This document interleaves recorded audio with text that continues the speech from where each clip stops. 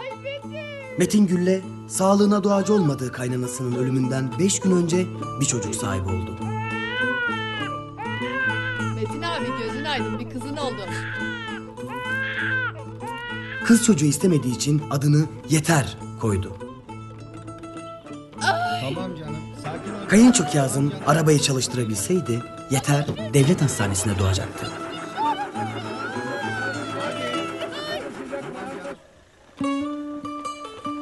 Hayırsız çıkan Yeter, LPG'li Hyundai marka arabayla zurnacıya kaçtı.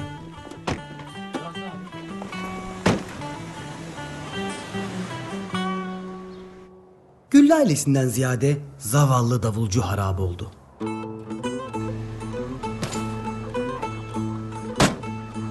Zurnacının marifetiyle iş bulabilen davulcuyu parasız kalınca karısı terk etti. Acıları ızdıraba dönüşen davulcu arkasında "Bu hayatın ızdırabını sikeyim" notunu bırakarak intihar etti. Müjde müjde, Metin abi bir oğlun oldu. Yeter ismi etkisini gösterdi, Ramazan doğdu. Kayınço Kazım'ın arabası bozulmasaydı Ramazan devlet hastanesinde doğacaktı. Ramazan'ın erkek olması avantaj değildi. Bulgur ve mercimeğin çok tüketildiği evde avantaj olmaz zaten.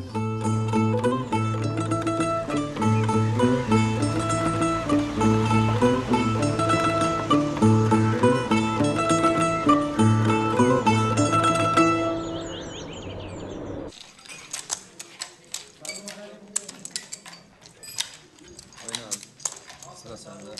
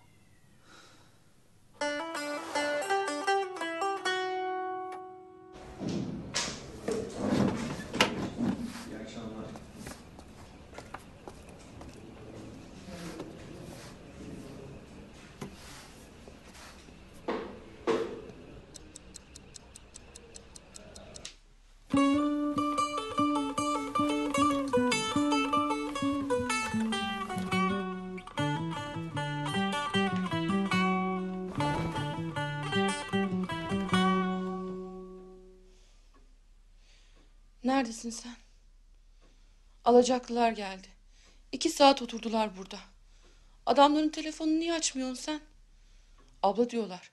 Başka numaradan arayınca açıyor diyorlar. Ben utanıyorum vallahi.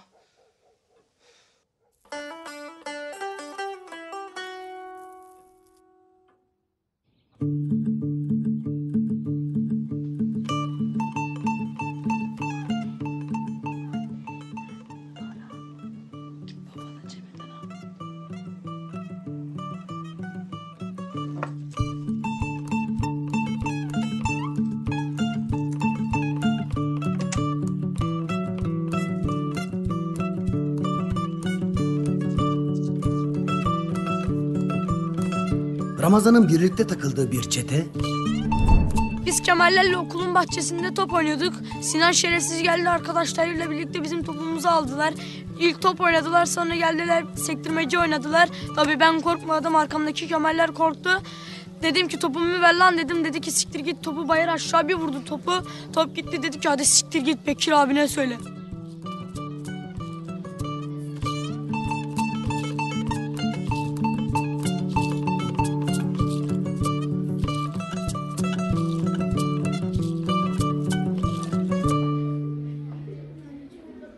Ne bakıyorsun be? ve tek takıldığı bir aşkı vardı. Başka ne iş yapacağız yani abi? Ben de anlamadım ki. Amına koyayım, simit sat, bu taksicilikten iyi, korsan taksicilikten. Biz bu hacıya denk geldik durakta. Adam kendi akrabalarını toplamış etrafına. Bütün karlı işlere kendi tanıdıklarını gönderiyor. Bize gelince amına koyayım 3-5 liralık 2 sokak öteye müşteri götürüyoruz. aldığımız riske değmiyor yani. Abi ne Polis iş- bir yakalasa anamızı ağlatacak biliyor musun? Arabayı satsan cezasını ödeyemezsin. Abi o zaman ne iş yapacağız yani ben de bilmiyorum ki. Ne bileyim amına kodumun Bir- memleketinde bilsem ben kendim yapacağım.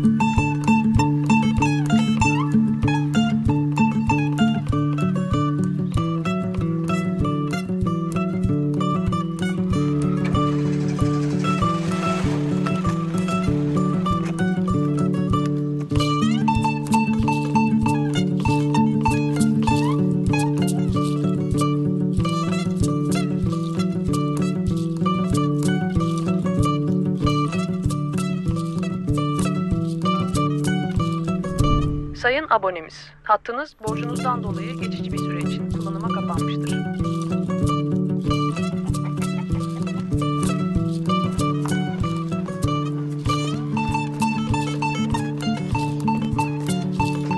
Telefon lazım Kazım. Kazım telefon lazım. Ya benim arabam çok temiz. Bak sen arabayı gördün. Arabadan 1500 lira masraf etmişim. Senden 300 lira almayayım, 1-200 liraya vereyim sana bu arabayı. Abi sen biraz daha düşür. Biz gariban adamız abi. Sen biraz daha düşür. Bize bir Ya kıyak gariban yap abi. adamsın, ben sana kıyak zaten Evet. yaptım yani. Ben senden 300 lira para almıyorum. Paran da peşindeyiz. Sen taksitle ödüyorsun. Ödemezsen ne olur? Abi ben ödeyeceğim sana. 20, 30, 40 ne toplarsan ben sana ödeyeceğim. Ne yapalım? 100 lira daha almayayım ben sizden. Biraz daha fiyatı düşür. 100 lira daha almayayım. Abi sen, 100'e vereyim. sen biraz daha bize kıyak yap abi ya. Bak ben çalışacağım sana var ya bunu ödeyeceğim abi. Tamam Ben sana var ya çalışıp Tamam. ödeyeceğim bunu abi. 100 lira daha almıyorum. 1 liraya arabayı size bırakıyorum. Yalnız 2 ayda ödeyeceksiniz. Tamam. 2 ayda. Tamam abi. Tamam. Ben sana ne kazanırsam her gün vereceğim abi. Ben ne kazanırsın bilmem. 2 ay içerisinde benim param vereceksin. 1 lira temiz param vereceksin. Tamam. Tamam. Tamam. Kefilin var mı? Kefil isterim yalnız.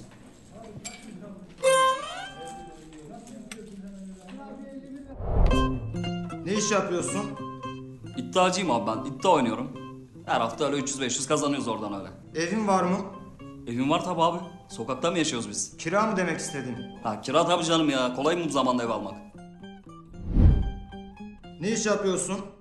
Eskiden marangozdum. Şimdi nesin? Şimdi işsizim. Niye bir iş yapmıyorsun? Kimse iş vermiyor ki. Ne iş yapıyorsun? Ne iş verirlerse onu yapıyorum abi. Kahvehanede Hıdır abinin yanında takılıyorum. Evin var mı? Az ileride Öztürk apartmanında Bodrum katında oturuyorum abi. Ne iş yapıyorsun? Ben ticari şoförüm. Plaka senin mi? Yok ben korsan çalışıyorum. Metin Gülle 10 parmağında bir marifet olan kayınçosunun kartal arabasını kefil göstererek seyyar arabanın sahibi oldu.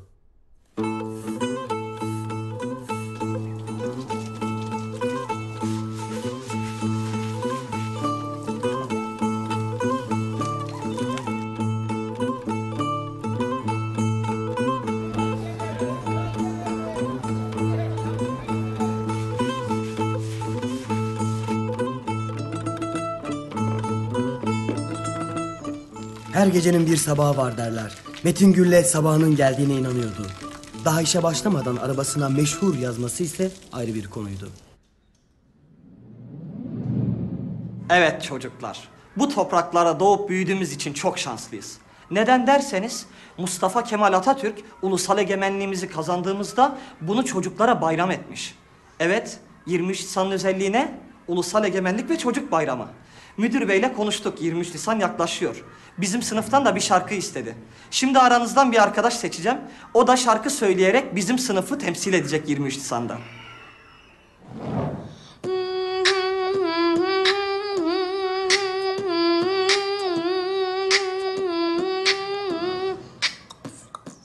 Onu bunu bilmem anlamam. Kim ne derse desin lan. Arkanızdan yol almam. Onlar ister alınsın. Caddelerde rüzgar, aklımda aşk var gece yarısında. Eski yağmurlar şarkı söylüyorlar. Sessiz usulca özledim şimdi çok uzaklarda. Sivas'ın yollarına çıkayım dağlarına. Bırak beni bırak, ölüm gitmez zoruma vay. Saçlarını taramışsın, sarı renge boyamışsın. Saçlarını taramışsın, sarı renge boyamışsın. Haberin var mıydı benden, beni bana dolamışsın. Evet çocuklar, bu 23 Nisan'da bizim sınıfı temsil edecek olan arkadaşınız Saçlarını Taramışsın şarkısıyla Ramazan.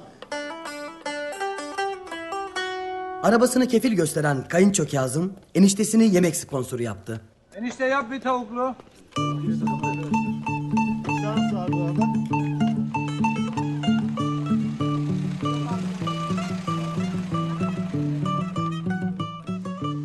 Pilav arabasındaki nazar boncuğunun ne kadar etkisi var bilmiyoruz ama işler iyi gidiyor ve borçlar temizleniyordu.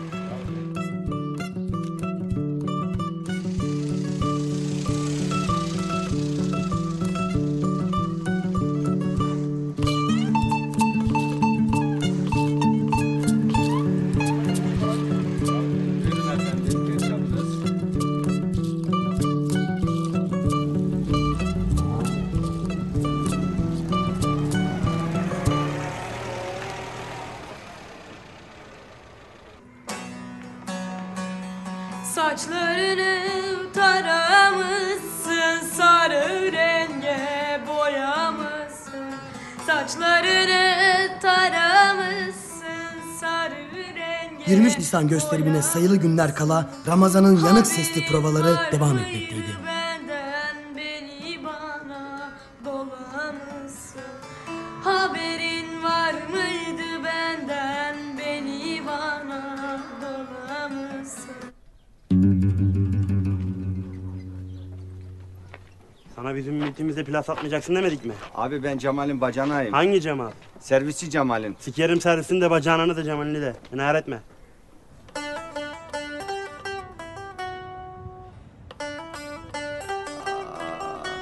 Düzenli bir iş olmayan Metin'in sahip olduğu bir mıntıkası da yoktu. Daha arabanın taksidi bitmediydi. Seni çok fena dövmüşler. Hazırlıklı geldiler şerefsizler. Doktor Metin Gülle'ye bir ay iş göremez raporu verdi. Halbuki daha bir aydır iş görüyordu.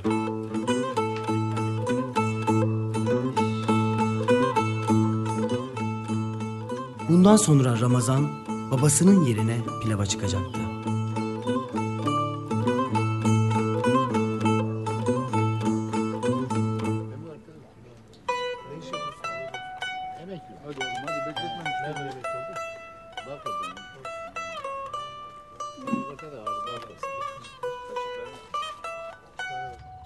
Gel meşhur pilava gel. Gel meşhur pilava gel. 21 Nisan Muhammed İkbal'in vefatı. Günün isimleri: kız Mevlüde, erkek Abdülkerim.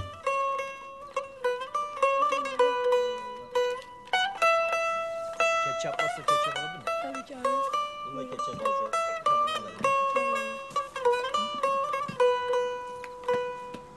Gel meşhur pilava gel. Güzellik seni sormalı.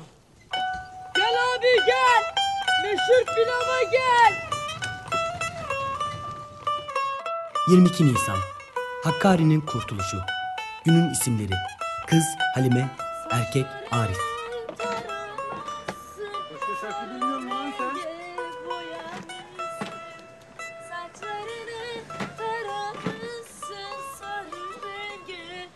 Ramazan'ın yanık sesi soğuk ve yorucu gecelerde üşüyordu. Gel meşhur pilava gel abiler ablalar. Görmeseydim gönül abonesi burada. Gel. Görmeseydim, gönül verip sevmeseydim. 23 Nisan, Türkiye Büyük Millet Meclisi'nin açılışı, Ulusal Egemenlik ve Çocuk Bayramı. Günün isimleri: kız Gülay, erkek Behçet. Dünya Çocuk Bayramı. Kiminin saçı siyah, kiminin saçı sarı. Ankara'da buluştuk dünyanın çocukları. Her 23 Nisan'da tekrarlanır bu olay. Buluşma nedeni açıklamak çok kolay.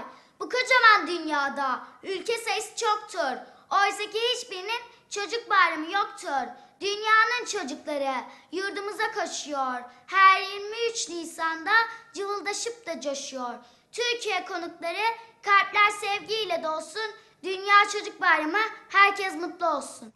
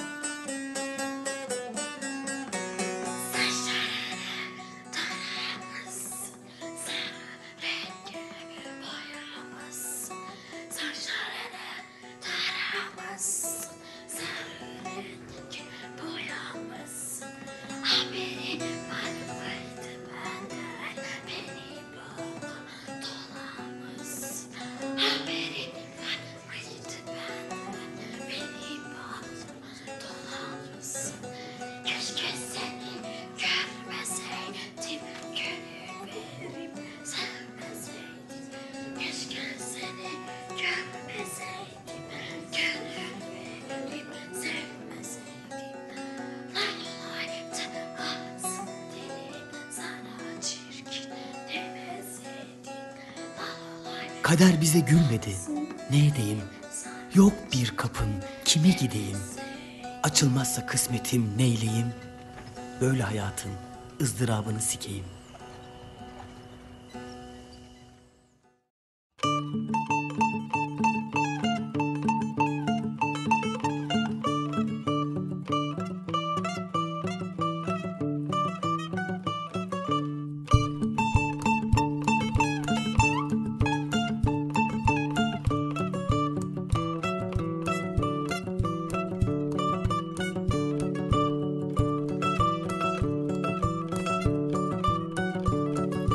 Kambur felek kırılasan, toz olasan, kül olasan her yere.